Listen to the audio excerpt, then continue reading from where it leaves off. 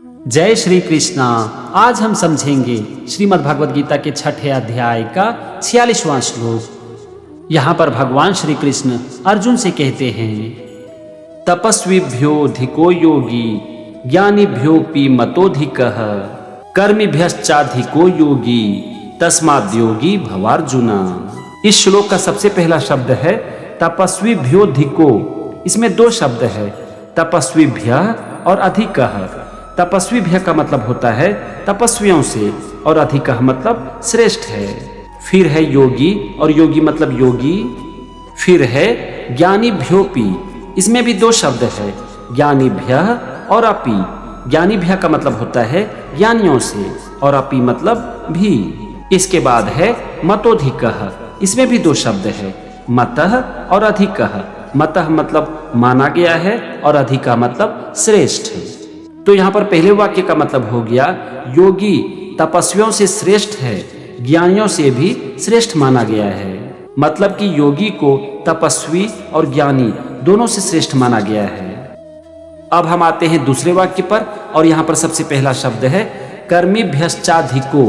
इसमें तीन शब्द है, कर्मिभ्यः चौ अधिकः। कर्मिभ्य का यहाँ पर मतलब है सकाम कर्म करने वालों से। चौ मतलब और अधिका मतलब श्रेष्ठ है। सकाम कर्म का मतलब होता है कर्म के साथ फल की इच्छा को रखना। फिर है तस्माद् योगी। इसमें दो शब्द है, तस्मात् और योगी। तस्मात् का मतलब होता है इसीलिए और योगी मतलब योगी। और अंतिम शब्द है भवार्जुन। इसमें भी दो शब्द है, भव अर्जुन। भव का मतलब होता है हो।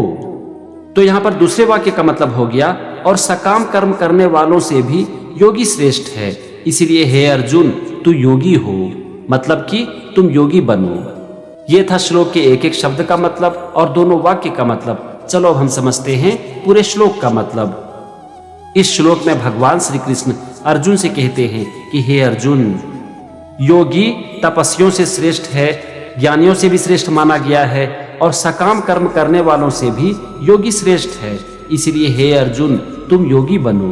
भगवान यहाँ पर कह रहे हैं कि योगी को तपस्वियों से, ज्ञानियों से और सकाम कर्म करने वालों से भी श्रेष्ठ माना गया है और इसीलिए भगवान अर्जुन से कह रहे हैं कि हे अर्जुन तुम योगी बनो। ये था 6ठे अध्याय का 46वां श्लोक। अगले एपिसोड में हम समझेंगे 47वें श्लोक को। तब तक के लिए जय श्री कृष्णा।